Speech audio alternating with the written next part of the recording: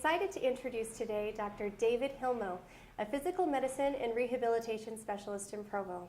David, how are you? I'm doing great. Great, I'm so glad to have you here. Thank you so much. Thank you for inviting me. Appreciate being here. It is a pleasure. So now, tell me more. I don't know very much about physical medicine. What is that? So physical medicine is an area of medicine that specializes in nerve, muscle, bone, and joint. Okay. It's a non-surgical specialty. It's a smaller specialty in the medical community, but we focus on a lot of musculoskeletal illnesses and injuries. Okay, interesting. So I would imagine head trauma is one of those injuries. Head trauma is one of those things we get to take care of. Okay, interesting. So you probably, do you see a lot during the summer especially? We do see a fair amount of head injuries in the summertime. Summertime provides a great opportunity for people to get outdoors and experience a lot of activities that could potentially lead to bonking your head. Yeah. Here's an example. When I was in college, I was dating a guy, and he went up to Rock Canyon, loved to mountain bike, avid mountain biker. And he was going down at a pretty good clip, however fast a mountain biker typically goes. And he endoed. He was a very experienced mountain biker, but he endoed, and he ended up hitting his head, flying like about 10 feet and hitting his head on a rock. And he split his helmet right in half. And so, you know, he came back, picked himself up, and he came back with his helmet in two pieces. So I imagine you see some of that. Yeah, we do see some of those types of patients. Usually they're so injured that they're not able to pick up their own helmet. I see. So now, speaking of that, how would he know, for example, if he had a head injury? I mean, that's a pretty serious injury, it would seem.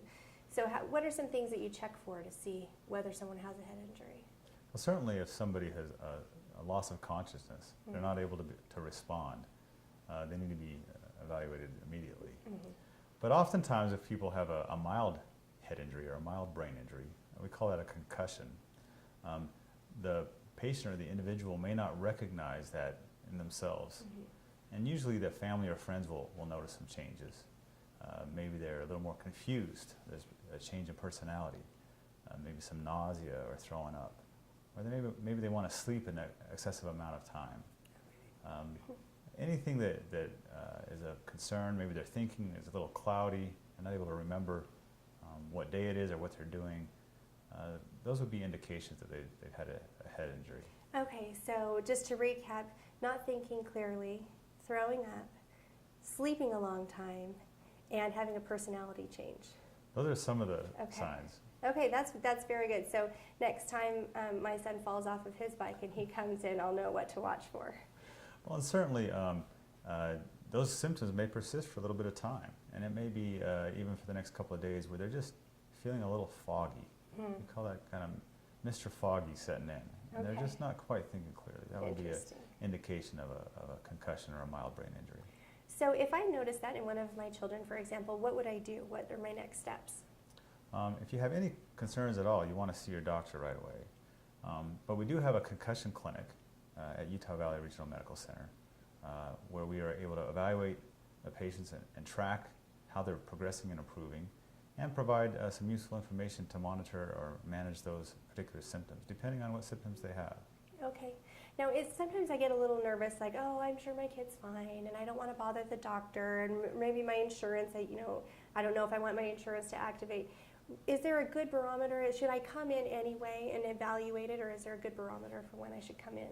I think you should come in anyway, because if we don't identify the challenges that they may be having, it can lead to further frustrations and prevent recovery from the brain. And we may indeed put that brain at further risk, where they may feel that they're fine, want to go out and participate in events, but they're not quite fully capable of performing those events. What are some ways to prevent this from happening in the first place? Well, I think you mentioned wearing a helmet is a great thing to do. I know as time has gone on, the sports, the activities, helmets are a little bit more in vogue, a little more of a popular thing to do. We've seen that in snowboarding. Initially, they didn't wear helmets quite a bit at all in snowboarding, but over time, it's more fashionable to wear these helmets. But any type of activities that create a little bit of speed or height, we should be wearing a helmet.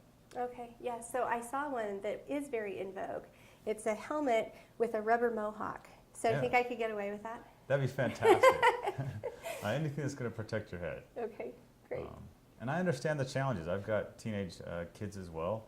They like to longboard or skateboard or bicycle, and they always roll their eyes at me when I say, "Yeah, you got to wear your helmet before you go out." Mm-hmm. Well, that's great. All right. Well, so wearing the helmet is the number one thing. If we have any questions at all, we should definitely go into the clinic and just make sure that our children are okay. Absolutely. All right. Well, thank you so much. It's such a pleasure to have you.